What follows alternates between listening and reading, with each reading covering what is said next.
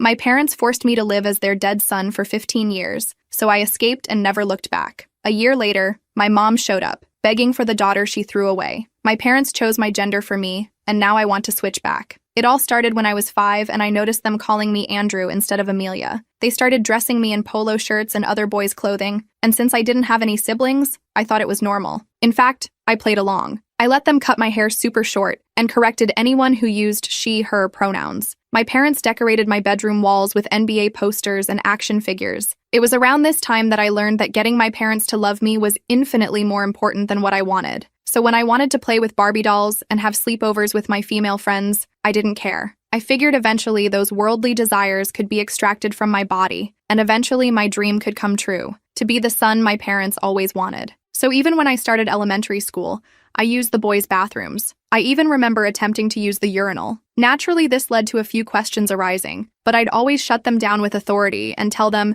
this is just how things are, or at least as much authority as a 7-year-old can humanly possess, LOL. Eventually, I think my teachers actually started believing I was a boy because the questions faltered, and somehow I managed to join the boys' football team. I hit myself in secret whenever I heard any girlish giggle or tone come out of my mouth, because the more masculine I became, the more my parents loved me. I remember being in the peak of my boyhood, when literally anyone I interacted with told me I was the best son a parent could ask for. My parents practically treated me like a king. Every day I'd wake up to a home-cooked breakfast in bed, with homemade strawberry lemonade and a surprise toy that I'd circled in my catalog. It was the best feeling ever. Fast forward to when I turned 15 and got my first period. I genuinely thought I was dying, because no one had ever introduced me to the concept of female puberty before. I frantically ran into my mom's room to tell her what happened, expecting her to call an ambulance or something. Instead, her face turned ghost white, so I lunged at her for a hug. "Get away from me!" she screamed, before curling up into a ball and having a mental breakdown. That's when my dad barged into the room. "Honey, what the F is going on? Andrew just got his period." As soon as she told him, he grabbed my wrist, dragged me into another room, and locked the door. "Amelia, I need to tell you something."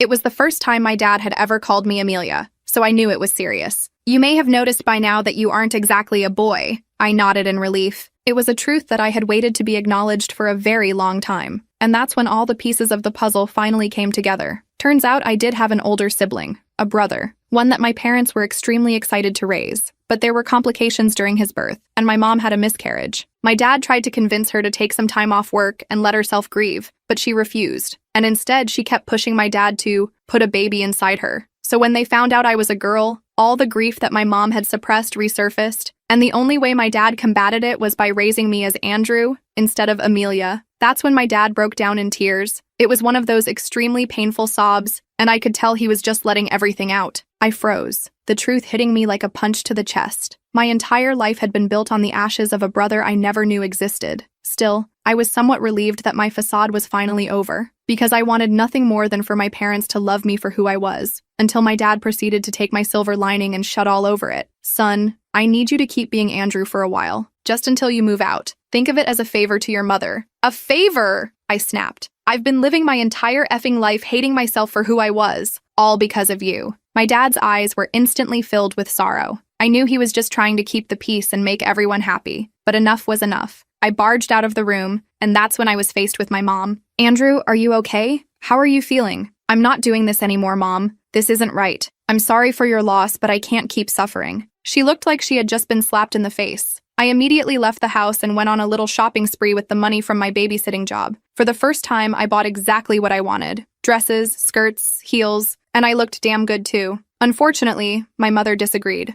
I tried to be quiet when I got home, but still she heard me. She grabbed the nearest pair of kitchen scissors and started cutting through the dresses. "This is not who you are. I will not allow this." This time I didn't even feel sad or angry, just scared. Luckily, my dad heard the commotion and immediately came rushing in. While he tried to calm her down, I literally dialed 911, not knowing what else to do. I didn't know what else to do. My hands were shaking so badly I could barely press the numbers. The police showed up about 15 minutes later. 2 officers, a man and a woman, separated us to take statements. The female officer took me to the living room while the male officer talked to my parents in the kitchen. I told her everything. The whole story about being raised as Andrew, finding out the truth, and my mom destroying my clothes. The officer seemed genuinely concerned and kept taking notes. Her kind eyes made me feel like someone was finally listening. I felt a tiny bit of hope. Maybe this was my escape. Maybe someone would finally help me. But then I heard my mom's voice from the kitchen, all calm and collected. She was telling the male officer that I was going through a difficult phase and had been acting out. I couldn't believe it. She was completely twisting the story. When the officers brought us back together, my mom had tears in her eyes. She told them I had been emotionally unstable lately, and she was just trying to prevent self-injury. She claimed cutting up my clothes was her way of stopping me from doing something I'd regret. My dad nodded along, backing up her story, the perfect united front they'd always presented to the world. The male officer looked at me with pity. "It sounds like your family is going through a tough time," he said. "I'd recommend seeking counseling for your daughter. These teenage years can be confusing." My heart sank. They were buying it. My mom's manipulation was stronger than I thought. The officers left after suggesting some family therapists, and I was left alone with my parents again. The next few days were tense. My mom acted like nothing had happened, still calling me Andrew. My dad kept giving me these sad looks but didn't say anything. I felt trapped. I had tried to escape, and it had failed miserably. I started researching online about gender identity and parental abuse. I found some forums where people shared similar stories. One person suggested documenting everything, so I started keeping a journal hidden under my mattress. I wrote down every conversation, every incident, every lie. I also started saving money again. I got more babysitting jobs and hid the cash in different spots around my room. I wasn't sure what my plan was yet, but I knew I needed options. A week after the police incident, my mom announced she had scheduled an appointment with a therapist. I was hopeful for about 5 seconds until she added, "Dr. Peterson is an old friend of mine. He's going to help you work through these confusing feelings." Great. Another person who would be on their side. I was running out of options and I was starting to feel desperate. I needed help, but I didn't know where to turn. My parents had created this perfect bubble where everyone believed their version of reality.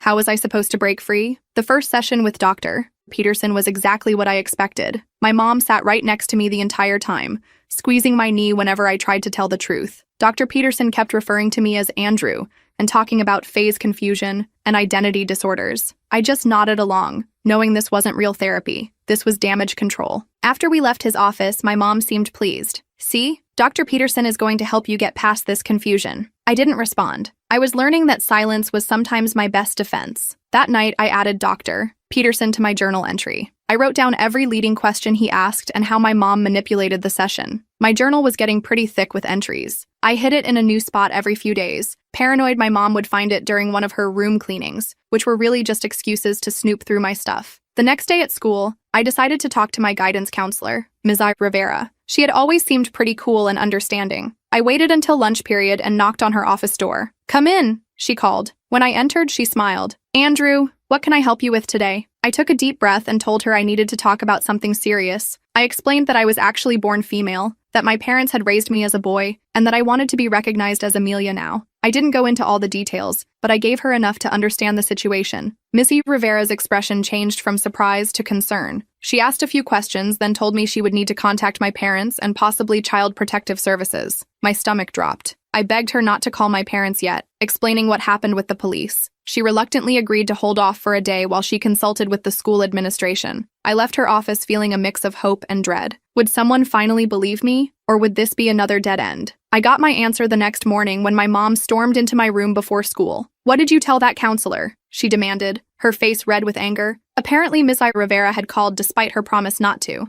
My mom had already spoken to the principal, claiming I was acting out and creating stories for attention. She even brought up Dr. Peterson as evidence that I was already getting proper help. "You're not going back to that school," my mom declared. "I've already called in to say you're sick. We'll be looking at other options." Just like that, I lost my one potential ally and my daily escape from home. My mom took away my phone too, saying I needed to focus on getting better. I was completely cut off. For the next week, I was basically under house arrest. My mom worked from home to keep an eye on me. My dad still went to his office but called multiple times a day to check in. I was never left alone for more than a few minutes. During this time, my mom went through my room thoroughly. She found most of my hidden cash and confiscated it. Thankfully, she missed the wad of bills I'd taped to the underside of my desk drawer. She didn't find my journal either, which I'd started hiding inside an old stuffed animal with a broken seam. My mom also went through my closet, removing anything she deemed too neutral that could be worn in a feminine way. I was left with the most masculine clothes possible: baggy jeans, sports jerseys, and button-up shirts. The isolation was getting to me. I needed to talk to someone who would understand. I remembered my friend Charlotte from my biology class. We weren't super close, but she had always been nice to me. More importantly, she had mentioned having a cousin who was transgender. Maybe she would get it. One afternoon, when my mom was on a conference call in her office, I snuck into my dad's study and used his computer. I found Charlotte on Instagram and sent her a direct message explaining my situation as briefly as possible. I asked if we could meet somehow. Then I deleted the message from the sent folder and cleared the browser history. 2 days later, I was surprised when Charlotte showed up at our front door. She told my mom she was dropping off homework assignments. My mom seemed suspicious, but let her in. Charlotte handed me a folder full of papers, then asked if she could use our bathroom. On her way back, she slipped me a note hidden between the homework sheets. After she left, I locked myself in my bathroom to read it. Charlotte believed me. She wrote that her parents were willing to help if I needed a place to stay. She included her phone number and told me to call from a safe phone anytime. I felt a surge of hope for the first time in weeks. I wasn't completely alone. I just needed to figure out how to get out of this house. My chance came sooner than expected. My dad's mother got sick, and both my parents needed to travel to see her. They debated what to do with me, clearly not trusting me to stay home alone. Finally, they decided I would stay with our neighbor, Mrs. Chen, an elderly woman who had known me as Andrew for years. Mrs. Chen was nice, but went to bed early and took medication that made her sleep deeply. The first night I was there, I waited until she was asleep, then snuck out. I walked to the gas station down the street and used the payphone to call Charlotte. Her dad picked me up 20 minutes later. He didn't ask many questions, just drove me to their house where Charlotte was waiting. She hugged me immediately, which felt weird but also really nice. I hadn't been hugged in a long time. Charlotte's mom made me hot chocolate while I explained everything in more detail. They were horrified by my story. Charlotte's dad, who turned out to be a social worker, said what my parents were doing was emotional abuse. He said I had options, including filing for emancipation. I stayed at Charlotte's house that night, borrowing some of her clothes to sleep in. It felt strange wearing a nightgown, but also right somehow. I slept better than I had in weeks. The next morning, reality hit. My parents would be checking in with Mrs. Chen. They would discover I was gone. Charlotte's parents sat down with me to discuss next steps. They couldn't legally keep me without my parents' permission, but they weren't going to just send me back either. Charlotte's dad called a colleague who worked with LGBTQ+ youth. She recommended a local organization called Rainbow Bridge that provided resources for teens in crisis. They had connections with lawyers who could help with my situation. Before we could make any decisions, my phone rang. It was Mrs. Chen, panicking because my parents had called and she couldn't find me. I told her I had gone for an early walk and would be back soon. Charlotte's dad agreed to drive me back so I could get my things and properly explain to Mrs. Chen that I was leaving. When we arrived, there was a police car in the driveway. My heart sank. Mrs. Chen had called the police to report me missing, despite my call. The officer was taking notes as Mrs. Chen spoke rapidly, gesturing with her hands. Charlotte's dad handled it expertly. He introduced himself as a social worker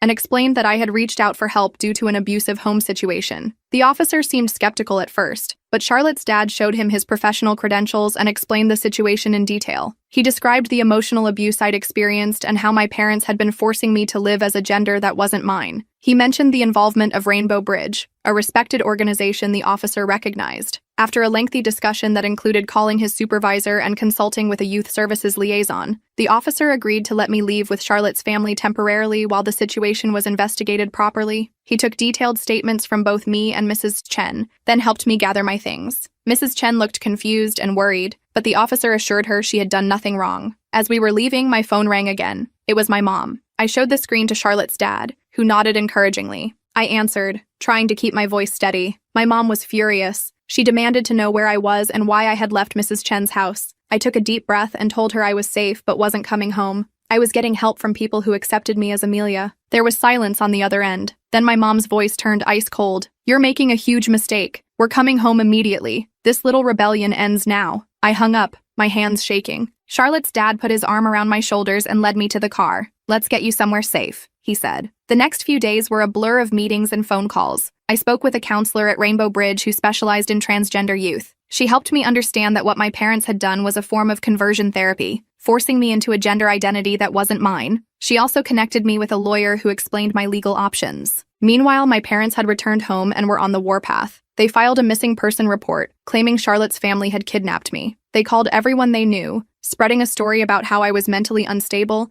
and had been manipulated by radical gender activists. The police came to Charlotte's house to investigate the kidnapping claim. Fortunately, the same officer who had helped me at Mrs. Chen's was assigned to the case. He explained to his colleagues that this was a case of a minor seeking safety from an abusive situation, not a kidnapping. Still, I couldn't stay at Charlotte's house forever. My parents knew where they lived, and I was worried they might try something desperate. The counselor at Rainbow Bridge suggested their emergency youth shelter, where I could stay while we figured out a more permanent solution. The shelter wasn't great, just a converted house with bunk beds and shared bathrooms, but it was safe. There were other teens there with similar stories. Some had been kicked out for being gay or transgender. Others had run away from abusive homes. We had group therapy sessions every day and regular meetings with caseworkers. My caseworker, Jen, helped me file for emergency emancipation. She explained it was a long shot. Most judges prefer to keep families together, but given the unique circumstances, we might have a chance. At the very least, it would buy us time to build a stronger case. A week into my stay at the shelter, my parents found me. I was sitting in the common room doing homework when I heard my mom's voice at the front desk. My blood ran cold.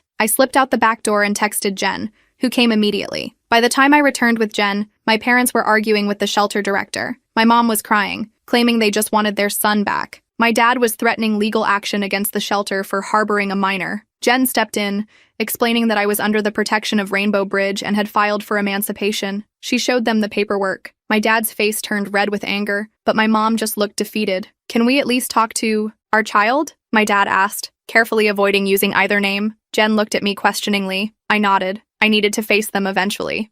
We sat in the shelter's meeting room, just the four of us. My mom couldn't look me in the eye. My dad did all the talking, switching between pleading and threatening. He promised things would be different if I came home. They would consider letting me express myself more. They would find a better therapist. I just shook my head. "It's too late," I told them. "You didn't raise me. You raised a replacement for the son you lost. I need to find out who I really am." My mom finally spoke, her voice barely above a whisper. "You'll always be Andrew to me. I can't lose my son again." Her words hurt, but they also confirmed what I already knew. This wasn't about me. It never had been. The meeting ended with no resolution. My parents left, and I returned to my bunk bed feeling drained but somehow stronger. I had faced them and stood my ground. The next day, I received notice that there would be a hearing for my emancipation petition in 2 weeks. Jen helped me prepare, gathering evidence and practicing what I would say to the judge. Charlotte and her parents agreed to testify on my behalf. Even Mrs. Chen, who had been confused but ultimately concerned for my welfare, provided a written statement about my parents' controlling behavior. As the hearing approached, my parents changed tactics. They started sending messages through their lawyer, offering compromises. They would let me see a therapist of my choosing. They would allow me to explore my identity as long as I came home. Each offer came with conditions that would still give them control over my life. I declined every offer. I was done with half measures and conditional acceptance. 2 days before the hearing, I received an unexpected visitor at the shelter. It was my dad, alone. He looked tired and older somehow. Jen stayed with me as he sat down across from us. "I've been doing a lot of thinking," he said, his voice rough with emotion, "and a lot of reading about gender identity and what we did to you." He paused, taking a deep breath. "I was wrong. We were wrong. I'm so sorry, Amelia." Hearing him say my real name without hesitation made me tear up, but I remained cautious. "What about Mom?" His expression darkened. "Your mother isn't ready to accept this. She may never be, but I want you to know that I'm trying to understand, and I want to make things right, however I can." I didn't know what to say. Part of me wanted to forgive him immediately, to have at least one parent back in my life, but another part remembered 15 years of lies and manipulation. "I need time," I told him, "and I need to be Amelia, completely. Not just when it's convenient or when Mom isn't around." He nodded, understanding. "I'm going to get help, real help, for myself, to understand what we did and why it was wrong." He reached across the table like he wanted to take my hand, then stopped himself. "Whatever you decide about the emancipation, I'll support you, and I'll keep working on your mother." After he left, I sat with Jen trying to process what had happened. Was this a genuine change of heart, or just another manipulation tactic? I wanted to believe him, but trust was going to take time to rebuild. The day of the hearing arrived. I wore clothes borrowed from Charlotte, a simple blouse and jeans that felt feminine but not overly so. I wanted to look like myself, whoever that was. Both my parents were there with their lawyer. My mom still couldn't look at me, but my dad gave me a small nod of encouragement. Charlotte's family sat behind me with Jen and the Rainbow Bridge lawyer. The judge, an older woman with kind eyes, listened carefully as both sides presented their cases. My parents' lawyer argued that I was too young to make such important decisions and needed parental guidance. Our lawyer presented evidence of the psychological harm I had suffered from being forced to live as someone I wasn't. When it was my turn to speak, I told my story simply and honestly. I explained that I didn't hate my parents, but couldn't continue living a lie. I needed space to discover who I really was after 15 years of being someone else. The judge asked thoughtful questions about my plans for school, housing, and financial support. The Rainbow Bridge representative explained their transitional housing program for youth like me, where I could stay while finishing high school. After hearing all the evidence, the judge called for a short recess to consider her decision. Those 20 minutes were the longest of my life. I sat in the hallway with Charlotte, too nervous to speak. When we returned to the courtroom, the judge delivered her ruling. She granted me partial emancipation. I would be allowed to make my own decisions regarding my gender identity, medical care, and living situation, but my parents would still have certain legal responsibilities until I turned 18. It wasn't a complete victory, but it was enough. I could live at the Rainbow Bridge housing, attend a new school, and begin the process of legally changing my name. My parents would have to continue providing financial support and insurance coverage, but they couldn't force me to live as Andrew anymore. As we left the courtroom, my dad approached me. "I meant what I said, he told me quietly. I want to be part of your life, Amelia. When you're ready. I nodded, not trusting myself to speak. It would be a long road to forgiveness, but maybe someday. My mom walked past without a word, her face a mask of grief. I understood then that for her, this was like losing her son all over again. I hoped that someday she would realize she hadn't lost anyone. She had gained a daughter who had been there all along. That night, in my new room at the Rainbow Bridge housing, I wrote the longest entry yet in my journal. For the first time, I signed it with my real name, Amelia. It felt right. It felt like coming home to myself. The next few weeks were challenging, but in a different way than before. Instead of fighting to be seen, I was learning who I actually was. What did Amelia like? What clothes made her feel comfortable? What name did she want to be called? These were questions I'd never been allowed to ask before. I enrolled in a new high school where nobody knew me as Andrew. I introduced myself as Amelia from day one. Some kids were curious about my background,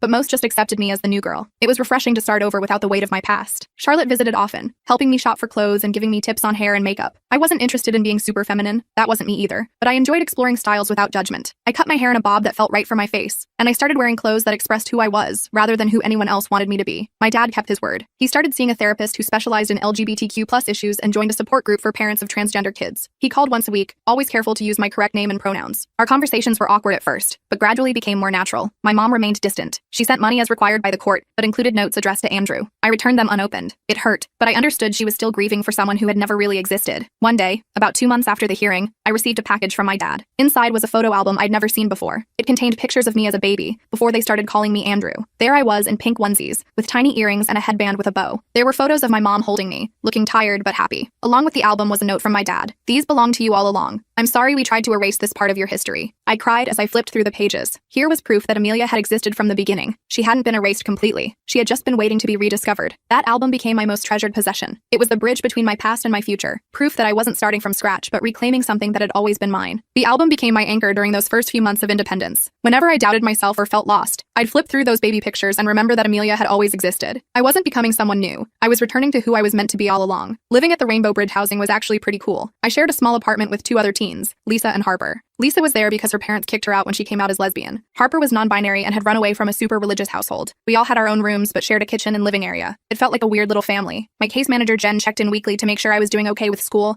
mental health, and just life in general. She helped me navigate the process of legally changing my name, which turned out to be way more complicated than I expected. So many forms and fees and court appearances. But finally, after 3 months of bureaucratic nonsense, I officially became Amelia Grace Wilson. I framed the court order and hung it on my bedroom wall. School was going surprisingly well. I made some new friends who only knew me as Amelia. I joined the art club and discovered I actually had a talent for painting. My grades improved too, probably because I wasn't spending all my mental energy pretending to be someone else. My dad kept calling regularly. Our conversations got less awkward over time. He told me he was reading books about transgender experiences and attending a support group for parents. He seemed genuinely committed to understanding me better. He even asked if he could visit sometime, but I wasn't ready for that yet. Baby steps. My mom was a different story. She still refused to call me Amelia or acknowledge what happened. The court-ordered support payments came on time, but that was our only connection. I tried not to let it bother me, but some nights I'd cry myself to sleep thinking about her. Charlotte told me to give it time, that some parents take longer to come around. I wasn't sure my mom ever would. About 6 months after moving into Rainbow Bridge housing, I got an unexpected visitor. I was doing homework in the common area when the front desk called to say someone was asking for me. I figured it was Charlotte or maybe my dad finally showing up unannounced. Instead, I found Mrs. Chen waiting in the lobby. She looked exactly the same. Tiny frame, silver hair in a neat bun, practical shoes. She smiled nervously when she saw me. Amelia, she said, pronouncing my name carefully. You look well. I was so shocked to hear her use my real name that I just stood there for a second. Mrs. Chen had known me as Andrew for years. She'd been my babysitter since I was little. I finally managed to thank her and invite her to sit down in the visitors area. I bring something, she said, pulling a small paper bag from her purse. Inside was a jade pendant on a silver chain. In Chinese culture, jade protects the wearer, brings good fortune. I held the necklace in my palm, touched by the gesture. Thank you. But why? I know your mother for many years, Mrs. Chen said. She is a stubborn woman, proud woman, but she is hurting. She patted my hand. I tell her, losing son is sad, but having daughter is blessing. My throat tightened. You talked to my mom about me? Mrs. Chen nodded. Many times. She listened, even if she not show it. She stood up, smoothing her pants. Just wanted you to know, and to see you happy. After she left, I sat there holding the jade pendant, trying to process what she'd said. Was my mom actually listening to Mrs. Chen? Was there hope she might come around someday? I didn't want to get my hopes up, but I couldn't help feeling a tiny spark of optimism. I put on the necklace and tucked it under my shirt, close to my heart. A few weeks later, I got a text from my dad asking if we could meet for coffee. I agreed, suggesting a cafe near my school. I arrived early and grabbed a table in the corner, nervously fidgeting with my cup. When my dad walked in, I almost didn't recognize him. He'd lost weight and grown a beard. He looked older but somehow lighter too. He ordered a coffee and sat across from me. For a minute, we just looked at each other awkwardly. Then he pulled out a small gift bag and slid it across the table. Happy birthday, he said. I know it's next week, but I wanted to give you this in person. I'd almost forgotten my own birthday was coming up. I opened the bag and found a small jewelry box inside. The necklace was simple, a silver letter A on a delicate chain. I immediately put it on, right next to Mrs. Chen's jade pendant. Thank you, I said, genuinely touched. It's perfect. My dad smiled, looking relieved. I wasn't sure. I mean, I'm still learning what you like. I'm still figuring that out myself, I admitted. We talked for almost 2 hours. He told me about his therapy sessions and how he was working through his guilt about what happened. I told him about school and my new friends and my painting. It felt surprisingly normal, like we were just a dad and daughter catching up. Before we left, he mentioned that my mom had started seeing a grief counselor. She's not ready to talk about you yet, he said carefully, but she's trying to work through her feelings about everything. I nodded, not wanting to get my hopes up. That's good for her. She keeps that photo album on her nightstand, he added. The one with your baby pictures. I've seen her looking at it sometimes. I didn't know what to say to that. I just hugged him goodbye. A quick, awkward embrace that still felt like progress. The next few months fell into a comfortable routine. School, therapy, hanging out with Charlotte and my new friends. My dad and I met for coffee every other week. I was starting to feel like a normal teenager, whatever that means. Then one day in April, about a year after I'd left home, I got a letter in the mail. The handwriting on the envelope was unmistakably my mother's. I stared at it for a long time before opening it. Inside was a birthday card, one of those generic happy birthday ones with flowers on the front. My birthday had been months ago, but that didn't matter. What mattered was the name on the envelope, Amelia. The message inside was brief. I'm trying to understand. It's hard. Mom. No declaration of love or acceptance. No apology. Just 7 words. But they were the first words she directly addressed to Amelia, not Andrew. It wasn't much, but it was something. I showed the card to my therapist at our next session. Dr. Patel had been helping me work through my complicated feelings about my parents for months. She reminded me that healing isn't linear, and that my mom's small step was still progress. What do you want to do about it? She asked. I thought about it for a while. I think I want to write back, I said finally. Just something short, to let her know I got her card. So I did. I bought a simple thank you card and wrote, "Thank you for trying. It means a lot. Amelia." I didn't expect a response, and I didn't get one. But a month later, my dad mentioned that my mom had put my card on the refrigerator. Another small step. Summer came, and with it, my 1-year anniversary of independence. The Rainbow Bridge program had a tradition of celebrating these milestones. My housemates decorated our apartment with streamers and balloons. Jen brought cupcakes. Charlotte and her parents came too. Even my dad showed up with a gift, a set of professional quality paints that must have cost a fortune. As I looked around at all these people who accepted me for who I was, I felt overwhelmed with gratitude. A year ago, I'd been trapped in a life that wasn't mine. Now I was surrounded by people who saw the real me. The only shadow on the day was my mom's absence. I tried not to think about it too much, but I couldn't help wondering if she would ever be part of my life again. Then, as we were cutting the cake, there was a knock at the door. Harper went to answer it, then came back looking confused. "Amelia? There's someone here for you." I walked to the door, and there she was, my mom, standing awkwardly in the hallway holding a small gift bag. She looked thinner than I remembered, and there were new lines around her eyes. "Hi," she said quietly. "Your dad told me about the party. I hope it's okay that I came." I was too shocked to speak. I just nodded and stepped aside to let her in. The room fell silent as she entered. My dad looked as surprised as I felt. My mom handed me the gift bag. "It's not much," she said. "Just something I thought you might like." Inside was a silver frame containing a photo I'd never seen before. It was me as a baby, maybe 6 months old, wearing a frilly pink dress. I was sitting on my mom's lap, and we were both laughing at something off camera. On the back of the frame, she'd written, "Amelia, 6 months old." I looked up at her, tears filling my eyes. "Thank you," I whispered. She nodded, her own eyes wet. "I'm sorry it took me so long," she said. Her voice broke on the last word. I didn't know what to do. Part of me wanted to hug her, but another part was still hurt and angry about everything that had happened. In the end, I just asked if she wanted some cake. She stayed for about an hour. It was awkward and tense, but she made an effort. She used my correct name. She asked about school and my painting. She complimented my hair. Small things, but meaningful. Before she left, she pulled me aside. "I'm not going to pretend this is easy for me," she said. "I'm still processing everything, but I miss you, and I want to try. That's all I'm asking," I told her. "Just try." She nodded. "Maybe we could have lunch sometime, just to talk?" "I'd like that," I said, and I meant it. After she left, my dad hugged me. "She's been working up to this for months," he said. "I'm proud of both of you." The lunch with my mom happened the following week. We met at a neutral place, a cafe neither of us had been to before. The conversation was stilted at first. We stuck to safe topics, the weather, my classes, her garden, but gradually, we started talking about more important things. "I've been seeing someone," she said, "a therapist who specializes in grief and loss. She's helping me understand that I've been projecting my grief about the baby onto you. It wasn't fair." "No, it wasn't," I agreed, "but I understand why you did it." She reached across the table and touched my hand briefly. "I can't promise I'll always get it right, but I want to know my daughter." It wasn't a perfect Hollywood ending. My mom still slipped up sometimes and called me Andrew. She still got uncomfortable when I wore anything too feminine. We still had awkward silences and painful conversations, but we were trying, and that was more than I'd hoped for a year ago. By the time I started my senior year of high school, things had settled into a new normal. I still lived at Rainbow Bridge Housing, but I had dinner with my parents once a week. My dad and I were rebuilding our relationship. My mom and I were creating one from scratch. I don't know what the future holds. College is on the horizon, and I'm thinking about studying art therapy. I want to help other kids who've been through identity struggles like mine. I still have that photo album my dad gave me, and now it sits next to the framed baby picture from my mom. Together, they tell the story of Amelia, who was lost for a while but finally found her way home.